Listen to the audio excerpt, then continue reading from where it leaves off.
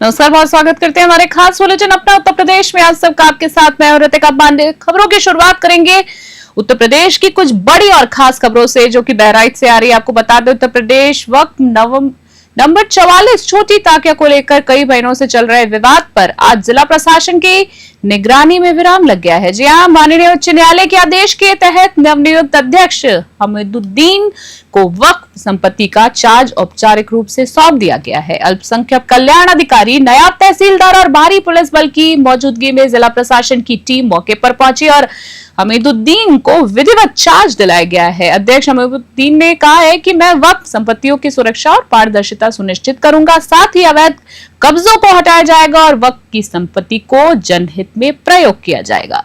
बहराइच से राहुल वर्मा की रिपोर्ट। वक्फ संख्या 44 के चार्ज के हस्तांतरण के संबंध में आज जो है इनको चाबी उस कक्ष की सौंपी गई है जो कार्यालय कक्ष है, उसका चार्ज हस्तांतरण हो गया है। बाकी सारी कार्रवाई चार्ज को लेके क्या विवाद था कि आपको आना पड़ा? तो जो भी था वो उसका मसला हल हो गया है। बोर्ड के द्वारा जो निर्देश प्राप्त हुए थे उसके क्रम में आदेश का अनुपालन हो गया। नंबर 44 का मैं अध्यक्ष बनाया गया था 6/1/2025 को, मगर कमेटी के कुछ लोगों के वजह से मुझे चार्ज नहीं मिल रहा था। इस मामले में वक्फ बोर्ड के चेयरमैन का पुनः आदेश हुआ कि तत्काल जो है इनको चार्ज दिलाया जाए। उनकी आर्डर होने के बाद जिला प्रशासन ने मजिस्ट्रेट नामित किया, जिसमें नायब तहसीलदार और अल्पसंख्यक अधिकारी आए और जो यहाँ सरबराह थे जिनके पास चाबी वगैरह थी ऑफिस की, कार्यालय जो नहीं खुल रहा था अभी तक, आज मजिस्ट्रेट के सामने चाबी मुझे दिया गया और ऑफिस मेरी खोल दी गई है, जो आज से हम फुल प्लेस चार्ज पे हैं। तो क्या और इसी बीच बहराइच से खबर देख रहे हैं बुलेटिन में, जहां आपको बता दें आरक्षण दिवस के मौके पर बहराइच में आयोजित कार्यक्रम में बतौर मुख्य अतिथि पहुंचे लखीमपुर खीरी से समाजवादी पार्टी के सांसद उत्कर्ष वर्मा ने बीजेपी समेत तमाम विपक्षी दलों को आड़े हाथों लिया है। उन्होंने कांग्रेस नेता उदित राज के उस बयान का समर्थन किया है जिनमें उन्होंने ओबीसी समाज को राहुल गांधी के साथ खड़े होने की बात कही थी। बता दें, उत्कर्ष वर्मा ने कहा है, उदित राज ने बिल्कुल सही कहा है। इंडिया गठबंधन सामाजिक समानता और सामाजिक न्याय की लड़ाई लड़ रहा है। हमें बाबा साहेब अम्बेडकर के रास्ते पर ही चलना होगा। जब मायावती ने राहुल गांधी पर ओबीसी के शोषण को लेकर तंज कसा तो सपा सांसद ने दो टुक कहा, जो भी दल बीजेपी की नीतियों के खिलाफ संविधान बचाने और वंचितों के अधिकारों की लड़ाई में है वो सम्मान के लायक है। बता दें, मायावती का ये बयान बेमतलब है। बहराइच से राहुल वर्मा की रिपोर्ट। नहीं, देखिए बिल्कुल सही बात है, चाहे कांग्रेस पार्टी हो चाहे समाजवादी पार्टी हो, पूरा इंडिया गठबंधन लगातार समानता की और सामाजिक न्याय की बात कर रहा है और ये बात बिल्कुल सही है कि कहीं ना कहीं अब आने वाले समय में भी अगर भारतीय जनता पार्टी की तानाशाही कायम रही तो सदियों पहले जो साहू जी महाराज जी ने जो समानता की, आरक्षण की, शिक्षा की जो अधिकार देने का काम किया था पिछड़े वंचित लोगों को, वो कहीं ना कहीं फिर से अब आगे रह जाएंगे और उससे दूर हो जाएंगे। और खबर आ रही है, आपको बता दें, और साइबर पुलिस को बड़ी सफलता मिली है। 14 लाख रुपए की साइबर ठगी के मामले में राजस्थान निवासी एक 19 वर्षीय युवक को गिरफ्तार किया गया है, जो मेडिकल छात्र के रूप में हॉस्टल में रहकर ठगी को अंजाम दे रहा था। पुलिस के अनुसार आरोपी मुनीम प्रजापति ने पपवन थाना क्षेत्र के बरवा गांव निवासी छोटू पुत्र अमर सिंह का सिम कार्ड चुराया और उसकी बैंकिंग जानकारी के माध्यम से 14 लाख रुपए की ठगी की। पीड़ित की शिकायत पर एडीजे कानपुर जोन के निर्देश में डीआईजी, एसपी और एएसपी औरैया के नेतृत्व में साइबर सेल ने जांच शुरू की और आरोपी तक पहुंच बनाई। पूछताछ में सामने आया है कि आरोपी हॉस्टल में रहते हुए कई लोगों को ठगने की योजना बना चुका था और करोड़ों रुपए की तैयारी में भी था। बता दें, आरोपी से और भी मामलों में पूछताछ जारी है। औरैया से आशुतोष अवस्थी की रिपोर्ट। साइबर ठगी के माध्यम से व्यक्ति का 14,20,000 रुपए चोरी करने वाला एक अंतरराज्य छात्र अभियुक्त को साइबर थाना द्वारा गिरफ्तार किया गया। विगत 15/7/2025 को वादी छोटू पुत्र अमर सिंह द्वारा दिया गया तहरीर के अनुसार मुकदमा अपराध संज्ञा 15/25 अंतर्गत धारा 318(4) BNS एवं 66D आईटी एक्ट पंजीकृत किया गया था। सिद्धार्थनगर से खबर देख रहे हैं बुलेटिन में हमारे, जहां आपको बता दें, जिले के इटावा थाना क्षेत्र अंतर्गत शाहपुर चौकी के हथियावा चौराहे से बेखैरान करने वाला मामला सामने आया है। आपको बता दें, दो युवक एक महिला से सोने का आभूषण लेकर सफाई के बहाने फरार होने की कोशिश कर रहे थे, लेकिन ग्रामीणों की सतर्कता से एक आरोपी को रंगे हाथ पकड़ लिया गया है। बताया जा रहा है कि युवक खुद को आभूषण साफ करने वाला बताकर सोने की चेन लेकर भाग रहा था। ग्रामीणों ने पीछा किया, उसे पकड़ लिया और पेड़ से बांधकर जमकर पिटाई शुरू कर दी। बता दें, दूसरा आरोपी मौके से फरार हो गया है। वहीं घटना का वीडियो सोशल मीडिया पर वायरल हो गया है, जिसमें आरोपी की पिटाई होती हुई दिखाई जा रही है। आपको बता दें, पकड़े गए युवक को ग्रामीणों ने पुलिस के हवाले कर दिया है। दोनों युवक बिहार के रहने वाले बताए जा रहे हैं। साथ ही पुलिस ने मामले की जांच शुरू कर दी है और वायरल वीडियो के आधार पर कार्रवाई की जा रही है। सिद्धार्थनगर से बजरंगी प्रसाद चौधरी की खास रिपोर्ट देख रहे थे आप।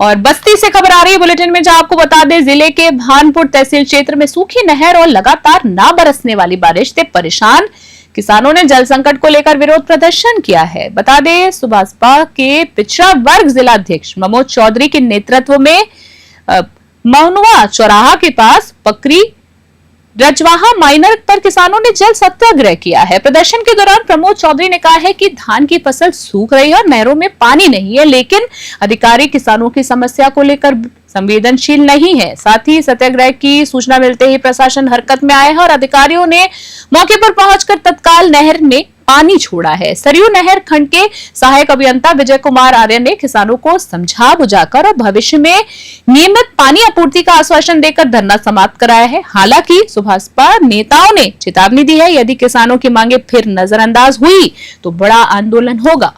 बस्ती से दिलीप पांडे की रिपोर्ट।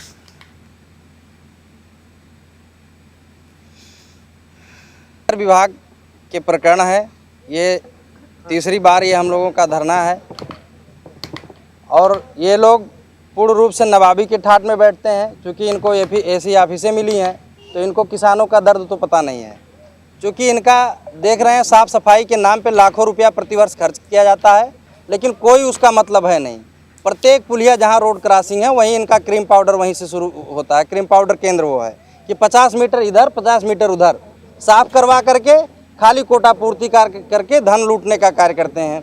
भगवानपुर में कई किसानों का मुआवजा अभी बचा हुआ, आज 22 वर्ष नहर खोदे हो गया है, उनका भुगतान नहीं किया जा रहा है। हरिहरपुर में आदरणीय जगदीश मास्टर साहब हैं, उनका ज़मीन मेरे पास आए, मैं लिखा पत्र IGRS पे लिखा तो उन्होंने विभाग के लोग अवगत कराए कि इनका जो है ज़मीन गया है और जांच करवाई जा रही। 7 महीना हो गया, 22 साल उधर चला गया, 5-7 महीना फिर ये हो गया। देखिए, इनके द्वारा धरना दिया जा रहा था, नहर पे जो पानी पूर्ण रूप से इनको उपलब्ध नहीं हो पा रहा था और जगह जगह जो नहर की स्थिति थोड़ी सी क्षतिग्रस्त है, पानी नहीं पहुंच पा रहा है, उसके संबंध में था। और साथ ही इनका दूसरा प्रकरण ये था कि इनको ज़मीन के मुआवजे के संबंध में था, जिसके लिए मतलब विभाग द्वारा अभी इस नहर पे परियोजना स्वीकृत करा ली गई है, जो कि ऊपर से परियोजना स्वीकृत हो गई है, जिसका अनुमोदन होते ही तुरंत तत्काल इस पे कार्य मई-जून के लगभग हम आशा करते हैं कि शुरू हो जाएगा। विभाग खबर देख रहे हैं बुलेटिन में, जहां आपको बता दें, कानपुर में 26वें कारगिल विजय दिवस के अवसर पर भारतीय जनता पार्टी द्वारा मोतीझील स्थित कारगिल पार्क में विशेष आयोजन किया गया है। कार्यक्रम में शहीदों की माताओं के नाम पर वृक्षारोपण किया गया है और भूतपूर्व सैनिकों को पुष्प वर्षा कर उनको सम्मानित किया गया। भाजपा क्षेत्रीय अध्यक्ष प्रकाश पाल ने मीडिया से कहा कि कारगिल की ऊंची चोटियों पर भारतीय जवानों ने जिस बहादुरी से दुश्मन का सामना किया, उनको परास्त किया, वो भारतीय शौर्य और बलिदान का प्रतीक है। उन्होंने बताया है कि पार्टी द्वारा पूरे शहर में विभिन्न स्थानों पर कार्यक्रम आयोजित किए जा रहे हैं। विधायक नीलिमा कटिहार ने बताया है कि भाजपा का हर कार्यकर्ता देशभक्ति की भावना से ओतप्रोत है और बलिदान वीरों की ऋणी है। इस अवसर पर शहर के उत्तर और दक्षिण क्षेत्रों में कुल 57 पौधे लगाए गए हैं, जिनकी देखरेख भाजपा कार्यकर्ता करेंगे। कानपुर से विशाल सैनी की रिपोर्ट। भारतीय सेना के सर्वोच्च बलिदान, शौर्य और भारत के साहस की, भारतीय सेना के साहस की पहचान कारगिल युद्ध है। क्योंकि दुनिया के जो कठिन युद्ध हैं, उन कठिन युद्धों में अगर नाम आएगा तो कारगिल युद्ध का नाम आएगा। 16,000 फीट की ज़्यादा से ऊंचाई पर दुश्मन बैठा था और नीचे से भारतीय सेना ने वो युद्ध लड़ा था। और आज के दिन 26 जुलाई के दिन 26 वर्ष पूर्व ये युद्ध भारतीय सेना ने भारत को विजय के रूप में दिया था। आज के इस दिन पर हम उन सभी शहीदों को स्मरित कर रहे हैं, उनके प्रति श्रद्धा नवत हो रहे हैं, देश कृतज्ञ हो रहा है और भारतीय जनता पार्टी का एक एक कार्यकर्ता समर्पित भाव से भाव लेकर भारत माता की जय के नारे के साथ, भारतीय सेना जिंदाबाद के नारे के साथ स्थान स्थान पर ये कार्यक्रम करने का काम, सेना के जवानों के अभिनंदन करने का काम, उनके परिवार से जुड़ने का काम, और तो और जो वो वीर माताएं हैं जिनके गर्भ से ये जो शहीद हमारे उन्होंने जन्म लिया था, उन वीर माताओं के नाम से वृक्षारोपण पौधारोपण का एक कार्यक्रम है। आप देख सकते हैं सिंदूर पौधे का, ऑपरेशन सिंदूर के नाम पर सिंदूर पौधे का भी आज यहाँ पर रोपण हुआ है। हमारे 527 सैनिकों ने अपना सर्वोच्च बलिदान देकर ये लड़ाई जीती थी। 1500 से लगभग करीब लोग घायल हुए थे, 2 लाख सैनिक इसमें शामिल हुए थे। और आज कारगिल विजय दिवस के अवसर पर कानपुर में विभिन्न युद्धों में, चाहे वो 62 का हो, चाहे 65 का हो, चाहे 71 का हो, या शांति सेना के रूप में श्रीलंका गए हमारे जवान, कारगिल का युद्ध हो, या विभिन्न सैन्य अभियानों में जो कानपुर के निवासी सैनिक 57 सैनिक शहीद हुए थे। तो जो भारतीय जनता पार्टी का एक पेड़ माँ की नाम अभियान चल रहा है, क्योंकि वो शहीद हो गए हैं, वो वृक्ष लगाने के लिए माँ के लिए उपलब्ध नहीं है, तो ये जिम्मेदारी भारतीय जनता पार्टी ने निर्वाह करते हुए एक पेड़ शहीद की माँ के नाम ऐसे 57 वृक्ष लगाने का काम, कुछ वृक्ष हमने कैंट में लगाए हैं और बाकी के यहाँ लगाकर, यानी दोनों तरफ उत्तर दक्षिण मिलाकर हम कानपुर नगर के 57 शहीदों की माँ के नाम, जिन्होंने उन वीर योद्धाओं को जन्म दिया, उनको भी हम नमन करते हुए एक वृक्ष भी लगाने जा रहे हैं। अभी कारगिल पार्क में हमने उन सभी शहीदों के प्रति नमन व्यक्त किया है, क्योंकि सेना है तो ही हिंदुस्तान है, सेना है तभी संविधान है, तभी हमारा मान है, अभिमान है, स्वाभिमान है। इसलिए सेना ही सबकी सुरक्षा की जिम्मेदारी, भारत की एकता अखंडता के लिए उनके प्रति पूरा देश कृतज्ञता व्यक्त कर रहा है। आज कानपुर के भी भारतीय जनता पार्टी के सभी पदाधिकारी उनके प्रति अपने कृतज्ञता ज्ञापित कर रहे हैं। बहुत बहुत खबर देख रहे हैं, जहां रेल बाजार थाना क्षेत्र से लापता हुई 3 युवतियों को पुलिस ने सिर्फ 12 घंटे की मेहनत में सकुशल बरामद कर लिया है। तीनों युवतियां घर से बिना बताए निकल गई थीं। परिजनों द्वारा दी गई सूचना के बाद पुलिस ने तुरंत सर्विलांस टीम को एक्टिव कर जांच शुरू कर दी। शुरुआती जांच में सामने आया है कि तीनों युवतियां मुंबई जाने की योजना में थी। इस जानकारी के आधार पर कानपुर पुलिस ने कौशाम्बी और गाजियाबाद पुलिस से संपर्क कर संयुक्त अभियान चलाया है। देर रात लगभग 1 बजे तीनों युवतियों को कौशाम्बी जिले के सकुशल बरामद कर लिया गया है। साथ ही आपको बता दें, अपर पुलिस उपायुक्त अंजलि विश्वकर्मा ने बताया है कि संवेदनशीलता से मामले को लेकर तुरंत कार्रवाई की गई। तीनों युवतियां सुरक्षित हैं और उन्हें जल्दी परिजनों को सौंप दिया जाएगा। कानपुर से विशाल सैनी की रिपोर्ट।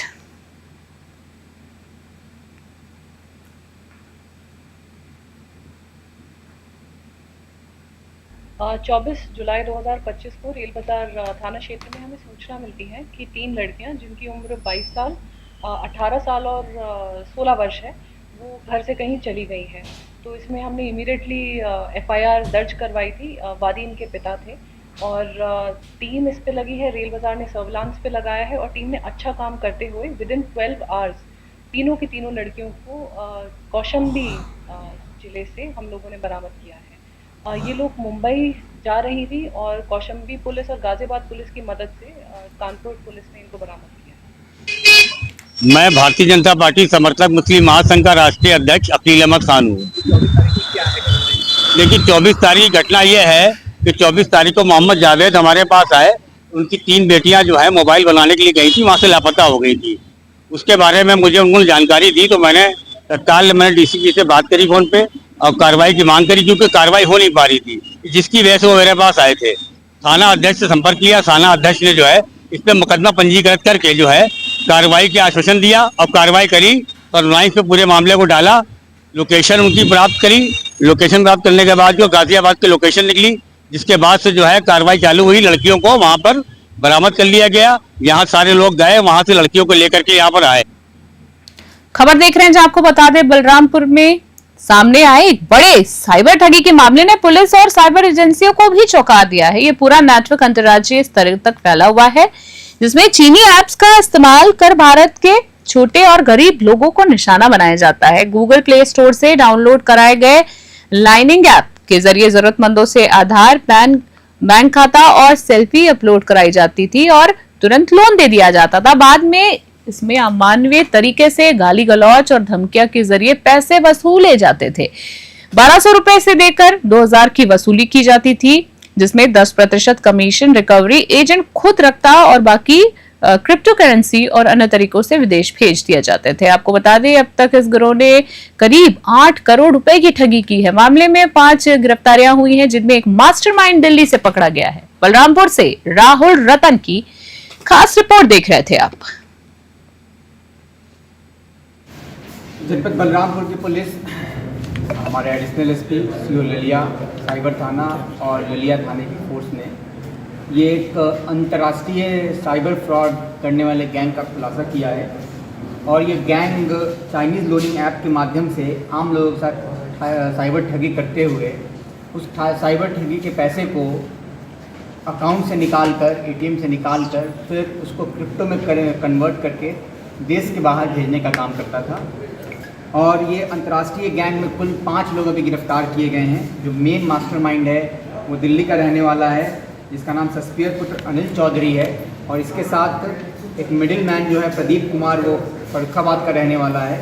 और जो म्यूल अकाउंट चलाने वाले लोग थे वो जनपद बलरामपुर के रहने वाले सत्यदेव, लवकुश और जयप्रकाश, इनको भी गिरफ्तार किया गया। बता दें आपको, प्रतापगढ़ की पट्टी रजिस्ट्री कार्यालय के सामने हुई गोलीकांड घटना के में फरार चल रहे हैं मुख्य आरोपी ब्लॉक प्रमुख सुशील सिंह और उसके साथी आकाश शुक्ला को पुलिस ने गिरफ्तार कर जेल भेज दिया है। सुशील सिंह पर 25,000 रुपए का इनाम घोषित था। आपको बता दें, घटना में जमीनी विवाद को लेकर 2 लोगों को गोली मारी गई थी। पुलिस अधीक्षक डॉक्टर अनिल कुमार के निर्देश पर पट्टी पुलिस और स्वाट टीम ने लखनऊ के वेस्टर्न होटल से दोनों आरोपियों को पकड़ लिया है। इससे पहले इस मामले में 6 अन्य आरोपियों को पुलिस पहले ही जेल भेज चुकी है। घटना में प्रयुक्त पिस्टल और कारतूस भी बरामद कर लिए गए हैं। पुलिस अब केस को जल्द कोर्ट में पेश कर सख्त सजा दिलाने की तैयारी में जुटी हुई है। प्रतापगढ़ से गणेश राय की रिपोर्ट।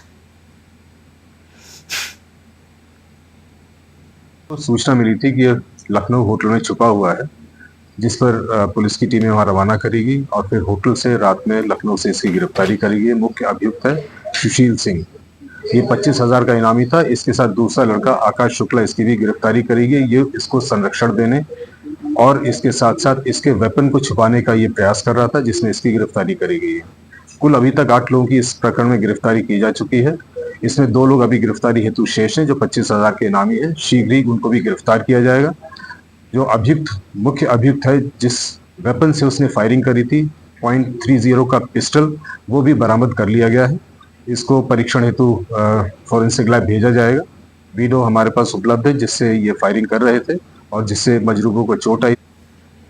रिटायर्ड एयरफोर्स कर्मी अशोक कुमार जायसवाल के अपहरण मामले में चौंकाने वाला खुलासा भी सामने आया। आपको बता दें, पुलिस जांच में सामने आया है कि आरोपियों ने वारदात से पहले पूरी योजना बनाई थी और शहर के कई इलाकों में रेकी भी की थी। अस्पताल से लेकर रेलवे स्टेशन रोड और पादी बाजार तक वे लगातार निगरानी कर रहे थे। अशोक कुमार जायसवाल रोज सुबह रेलवे स्टेडियम में जॉगिंग करते थे। इस दिनचर्या के आधार बनाकर आरोपियों ने 5:30 बजे से शहर में कार से चक्कर लगाना शुरू कर दिया। साथ ही सीसीटीवी फुटेज में आरोपियों की हरकतें साफ नजर आई हैं। पुलिस ने बताया है कि अशोक जायसवाल का अपहरण पूरी तरह से फिल्मी अंदाज में किया गया था। आरोपियों को लगा कि रिटायर्ड फौजी से फिरौती में मोटी रकम मिल सकती है, लेकिन पुलिस की सख्त निगरानी और तकनीकी जांच, सीसीटीवी और मोबाइल लोकेशन के जरिए आरोपियों को जल्द ही पकड़ लिया गया। गोरखपुर से अनूप कुमार की रिपोर्ट। आज सुबह थाना शाहपुर पे ये सूचना प्राप्त हुई कि पादी बाजार चौकी क्षेत्र में रहने वाले अशोक कुमार जायसवाल करीब 5:30 बजे सुबह एक्सरसाइज के लिए अपने घर से निकले थे और वह घर नहीं लौटे। करीब 10:30 बजे उनकी पत्नी पर उनका कॉल आया, जिसमें अशोक कुमार जायसवाल जी ने बताया कि उनका कुछ लेन देन बकाया था और जिन लोगों से लेन देन बकाया था उन लोगों ने जबरदस्ती उनको बैठा लिया है। ये सूचना प्राप्त होते ही तुरंत सुसंगत धाराओं में मुकदमा पंजीकृत किया गया एवं उनके सकुशल बरामदगी के लिए 6 टीमों का गठन किया गया, जिसके फलस्वरूप अशोक कुमार जायसवाल जी को 12 घंटे के अंदर सकुशल बरामद करके उनकी फैमिली को हैंडओवर कर दिया गया है। एवं 3 अभियुक्त, जिनका नाम करुणेश दुबे, श्याम सुंदर एवं जनार्दन गौड़ है, उनको हिरासत में लेकर पूछताछ की जा रही है। अभी के हमारे खास बुलेटिन में फिलहाल के लिए इतना ही। देखते रहे और बने रहे न्यूज़ 21। तब तक के लिए नमस्कार, जय हिंद।